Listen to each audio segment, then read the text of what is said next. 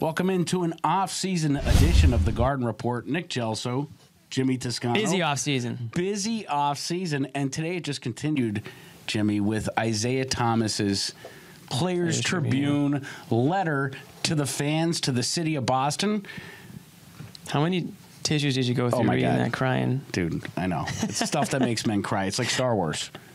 I don't know anything about that, but yeah, no, that was an excellent piece of writing or speaking. I don't know. It doesn't really matter who actually put the pen to the paper there, but it was all from not only Isaiah Thomas's brain, but definitely his heart. You could feel the emotion from start to finish, and just get a sense of what's been going through his mind over the past 2 weeks when all this transpired. You know, he's pretty much been off the map, off the grid, and everyone's been waiting to hear from him, aside from maybe like you can see a like here or there on Instagram, but you never really got an emoji once in a while. Yeah, exactly. You never really got his thoughts, but then you read that piece, and just from the very start talking about the call from Ainge, you know, and how, you know, he didn't want to talk to Ainge at all. No. He was just like, get this conversation over with. I just want to be in my own, by myself. I just want to think this one over. I don't want to hear like, oh, you were so good for us, this, that, the other thing.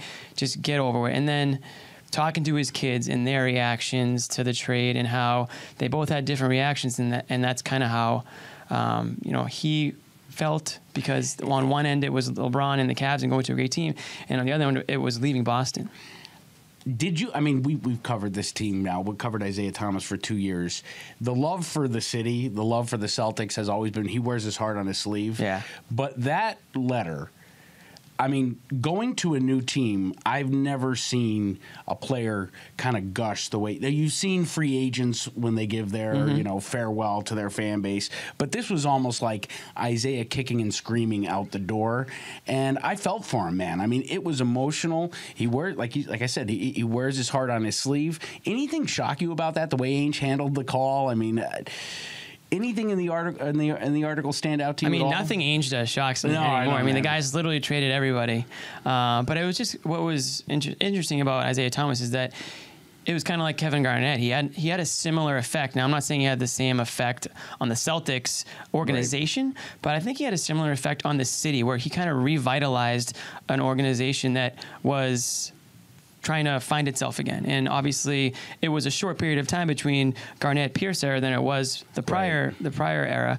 But what I mean by that is he got fans tuning in, he got fans believing, he got fans to love the Celtics again. And then all of a sudden, boom, it was gone just like that. With Garnett and Pierce and those guys, you kind of understood it because they were at certain points in their career and it just wasn't happening with Boston anymore. But with Isaiah Thomas and the guys around him, Bradley, Crowder, Smart, those players, they had something there. Maybe they didn't have, maybe the missing piece was a Gordon Hayward, but we'll never know now, because just like that, Ainge saw a better player and traded Isaiah Thomas. But the way this article read, Isaiah Thomas doesn't feel like he was traded. He felt like he got dumped. He was in love, and he got straight up dumped, and that hurt, and that still hurts him. Stinging. And he may have found another, you know, good-looking girl, and he's doing fine. But in the back of his mind, he might be thinking, damn, what could have been, you know, the one that got away or whatever it may be. I loved how he talked about Tom Brady and some of the Celtics' iconic players over the years. And I don't know.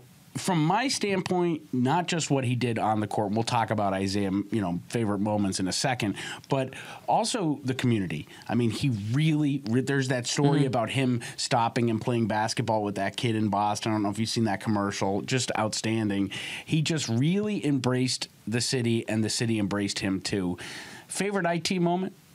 I mean, it had to be the Don't playoff. say 50 points. Come on. I mean, that's just what stands out. It's just because of everything that went down. I mean, there's so many big shots. I probably couldn't pick one of just one of the big shots, but that was like peak Isaiah Thomas in the playoffs, when he just coming back from his sister passing away, and just nobody really knew if he was going to be able to give it a go.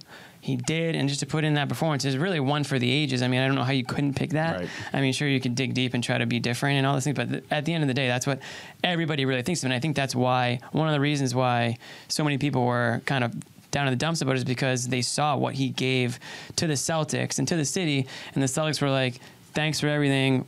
we're going to go just do a little bit of an upgrade here and throw See in. ya. Yeah, exactly. Pretty much see ya. And, you know, when Thomas talked about Brady and Ortiz and Bird and Russell, he wasn't saying like, he wasn't putting himself at that level. He was just saying. He was aspiring to be at that level. He was aspiring to be, and obviously he would have needed a Mac, 4 or 5 year deal, and he would have needed to kept that up. But I think his point was, when he looks at like those Boston athletes, he wanted that. You know, he whether or not he could ever be the next Larry Bird, like you said, or anything like that. I don't think anybody thinks he was ever going to go to that level.